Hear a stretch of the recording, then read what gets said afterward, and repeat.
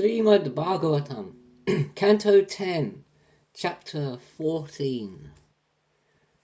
Lord Brahma said, All hail to thee, of cloud complexion blue, clad in lightning raiment of yellow hue, a crown of gunja beads upon your head, with fair plumes of peacock decorated. A handsome face, glowing with smiles bright, with fragrant forest flower garlands dight, holding a morsel of food in your hand, a flute and bugle tucked in your waistband. I bow to thee with beauty's signs replete, son of the cowherd of the tender feet. O illustrious Deus, even I am confounded by your divinity.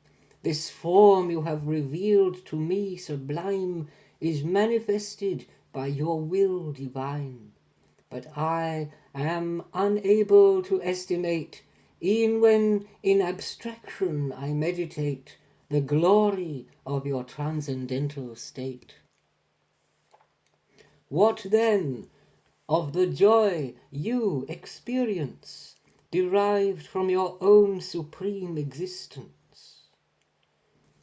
Those who the search for dry knowledge forsake, but hear your deeds and salutation make, as sung by rhapsodists and devotees, recounting your exploits and your glories, their body, speech, and mind they dedicate, adhering to their calling and their state.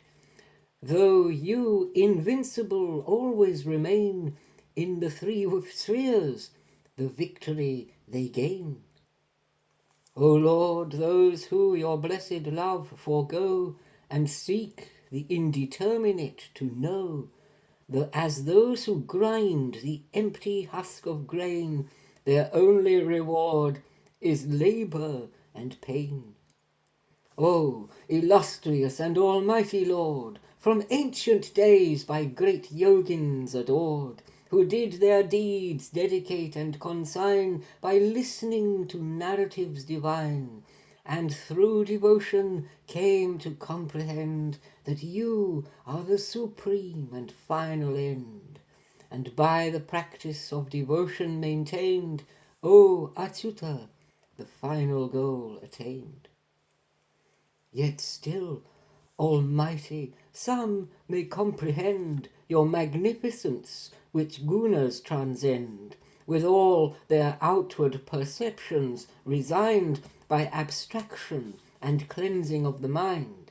Thus only with great effort they attain exclusive consciousness, their cherished aim. You are possessed of qualities divine, transcendent, inestimable, sublime, revealed when you graciously incarnate, which none could exhaustively calculate. If even in course of protracted time the dust of earth, the particles that shine in sunlight, or the skyey drops of dew may be perhaps estimated, but who, even among the wise, could estimate your attributes and transcendental state? Whoever your grace patiently awaits, due pleasures and sufferings tolerates, who with heart, speech, and body bows to you, freedom is his portion and rightful due. You see, my lord, my vile impudence, who sought with my power to influence and to bring under my mystic control the primal, supreme, and infinite soul, whose mighty potency and occult spell does e'en the masters of mystery compel. What do I know? How rash was my desire, like a spark vying with a blazing fire. Therefore, O Lord, I beg your forgiveness. My rajas nature caused me to transgress, and ignorant truth was by me ignored, O Achyuta, O immutable Lord. I did myself independent presume, blinded by ego's covering of gloom. But now thou shouldst be merciful to me, for I have a good, kind master in thee. But now thou shouldst be merciful to me, for I have a good, kind master in thee. But what am I in all this mighty plan, as measured sevenfold by my own span, within a pot-like universe enclosed, of dark and cosmic intellect composed, of the ego sense, ether, water, and air, the aggregate of earth and blazing fire, which each, like endless dusty particles, emerge out of your own hair follicles. A mother feels nor offence nor chagrin when the child moves or kicks its legs within her womb. Indeed, what is there that exists but within your abdomen it subsists? 'Tis said, when the three worlds had lain involved, and into the cosmic waters dissolved, Narayana rests him down in repose, whereon a lotus from his navel grows. Thereafter from that lotus doth emerge the unborn creator and demiurge. Such proclamation cannot be untrue, therefore, indeed, am I not sprung from you? Art thou not Proto-Narayana, Lord, the indwelling witness of all adored? Since as thy portion Narayana shines, while on the cosmic ocean he reclines, and does indeed within all beings dwell, not subject to Maya's elusive spell. If that world form did on the waters rest, wherefore, Lord, was I not with vision blessed? Although I sought to see thee in that spot, despite of all my effort, saw thee not. And why, then, didst thou suddenly impart the vision of thyself within my heart? By this your transcendent state you attest, within the world outwardly manifest, even as in all creatures you remain, all within your abdomen you contain. As inside your belly this is compressed, you shine yourself outwardly manifest. Aside from your wonderful potency of mystic illusion, what could it be? Hast thou not shown the truth to me today, in this mystic and wonderful display, at first one, then endlessly multiplied, as all thy cowherd friends and calves beside? Which then transfigured into forms divine, each with 4 arms, immaculate, sublime, by potentates, powers, and thrones adored, including myself, venerable Lord. And now thou hast revealed to me again that thou, unlimited Brahman, remain, uncircumscribed and indivisible, the absolute and inconceivable. Those ignorant of your divinity, the shining self by the self do not see, by operation of your potency, as even as myself you incarnate, the universal world to generate, and as yourself the creation sustain, and as the three-eyed one destroy again. You incarnate according to your wish, among the gods, sages, men, brutes, and fish, the wicked to subdue, O mighty Lord, and to devotees favour to afford. O almighty and illustrious Lord, supreme soul, master of yoga adored, you deign in the 3 worlds to incarnate, your exploits divine to perpetuate. But when and how and why you act your play, by mystic yoga power, who can say? Therefore all this manifest world doth seem unreal and insubstantial as a dream, concealing consciousness under a veil, and does with untold misery assail. And all this your mystic Maya contrives, and semblance of reality derives. From you, eternal form of happiness and pure, supreme, limitless consciousness. You are the one self, primal and ancient, the truth, the first, boundless, self-effulgent, eternal, imperishable, divine, of unimpeded happiness sublime, self-fulfilled, indivisible and free, the incorruptible divinity, void of all limiting adjuncts, the whole. You are the deathless and immortal soul. The self of the self, by the self some view, conceiving the divinity in you, who from the sun-like preceptor attain insight and Upanishad wisdom gain. And thus, with perfect vision, easily they cross beyond this existential sea.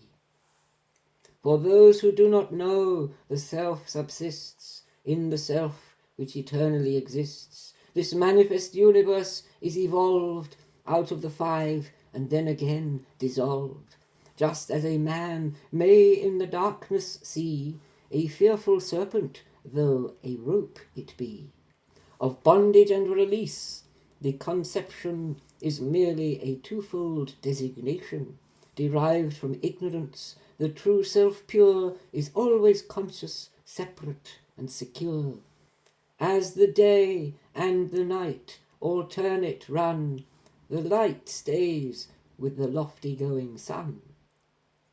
Alas, the folly of the fools is seen, who the true self as something other ween, and something other as the true self take, pursuing outward things, and thus mistake.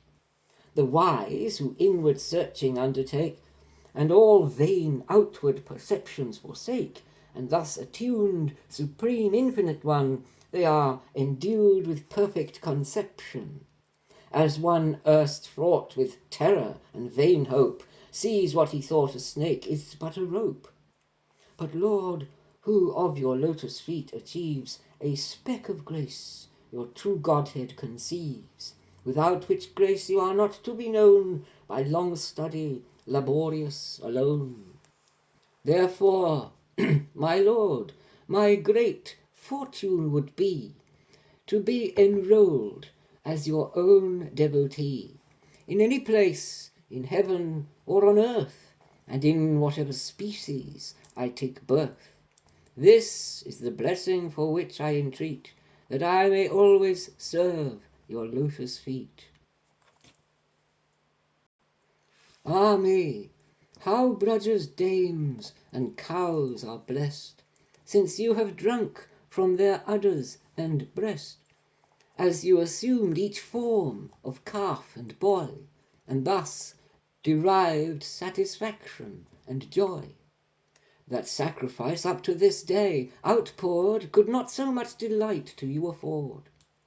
How blessed with fortune and supreme delight those dwelling in the cowherd settlement. Sorry, let me do that one again. How blessed with fortune and supreme content those dwelling in the cowherd settlement, who while they to their tasks and duties tend, the supreme Brahman has become their friend.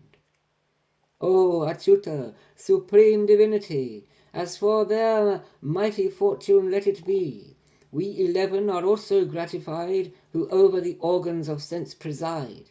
Through the cup senses we drink the honey wine, the nectar of your lotus feet divine. But my greatest good fortune, I declare, would be to take birth in Gokula, where the denizens of the forest pathways tread, that I might take that dust upon my head. Their life and their being they consecrate, to Mukunda and themselves dedicate, and would that they that dust to me convey, still sought by Scripture to this very day. O Deus, what more blessing could you give to these who in the cowherd station live? You are the source of fruit of piety, and thus my mind is in perplexity, that even Putana with all her train by mere pretence of goodness did attain the highest salvation and supreme gain. How can their glory be estimated, whose wealth and life are all dedicated? With kith and kin their body and their mind, their vital breath, are all to you resigned. Passions are thieves, the home is but a jail, foot shackles are affections that assail, O Krishna, with bondage and miseries, until they become your pure devotees. Though you this elemental world transcend, you on the earth in playful sport descend, and all varieties of bliss afford to souls surrendered to you, mighty Lord. Let them who claim to know your mystery say what they will, presumptuous. As for me, your essence is beyond the scope and reach of my mind and my intellect and speech. O Krishna, may I now take leave to go. You are all-seeing and all things you know. And though you are Lord of the world divine, this world I offer to you and consign. O Krishna, lotus of the Vrishni line, joy of the earth, gods, dvijas, and the kind. The gloom of unrighteousness you dispel, the demon hordes upon the earth you quell. So long as the world is and shines the sun, may I offer you my salutation.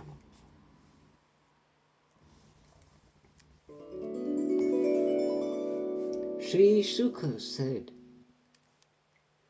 the demiurge his hymn thus concluded, and bowing low before him with his head, thrice round the Lord respectfully he paced, then to his own region his way retraced. Thus, having granted leave, the mighty one bade farewell to his own emanation, and back down to the river bank he wends, and as before meets with his calves and friends, although one whole year circling had passed, in absence of their Lord Krishna. At last, by Krishna's Maya potency divine, they thought it but a half moment of time. Those by his Maya deluded know not, and what is it that may not be forgot? This world entire, under its control, makes one forget even his very soul. His friends to Krishna said, seeing him there, "Ah, welcome, come and take your dainty fare. You have returned so quickly to this spot, a morsel even we have eaten not."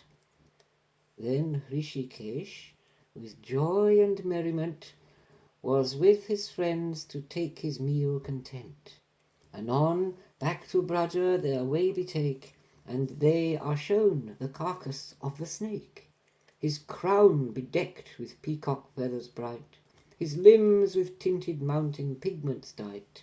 The sound of flutes and reeds, the bugles blare, a wonderful festivity declare. Surrounded by his friends, praising his deeds, divine into Braja Krishna proceeds. The cowherd damsels, as he passes by, enjoy a lavish banquet for the eye. As they proceed, the boys loudly proclaim, "By him a mighty serpent has been slain. The son of Nanda and Yashoda hight, today rescued us from a fearful plight."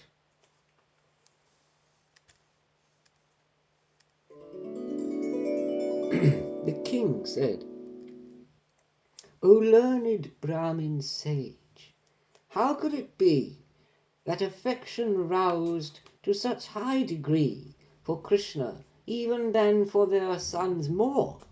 Explain the wonder, never known before." Sri Shuka said, "For every living being, mighty king, its own self is the most beloved thing. The fondness shown for children or for wealth is only in relation to the self. Affection for his own body exceeds those things that merely accomplish its needs. Who with his own body identifies cares less for sons and wealth and properties. Thus, who the body as the self declare, for things merely related, have less care. To them the body is the dearest thing, O foremost ruler and excellent king.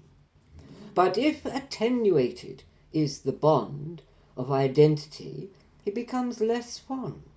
For when the body fails, desire is strong for continuance and life to prolong. Therefore it is his own self that is dear for all embodied beings, it is clear. For whose purpose this world entire exists, and the mobile and immobile subsists. Now you should know this Lord Krishna to be self of the self in every entity, who the world's ultimate welfare to bring is here revealed as a human being. Those who Krishna's reality perceive, the mobile and the immobile conceive as manifest forms of divinity, for he is all, no other could there be. He is of all things the stay and recourse, the meaning ultimate and primal source. Krishna, the illustrious deity, what thing separate from him could there be? Who refuge at Murari's feet attain, of hallowed glory and sanctified fame, which lotus feet are like a sturdy boat, across the sea of existence they float, as easily as one might hope to pass a calf's hoof-print puddle upon the grass.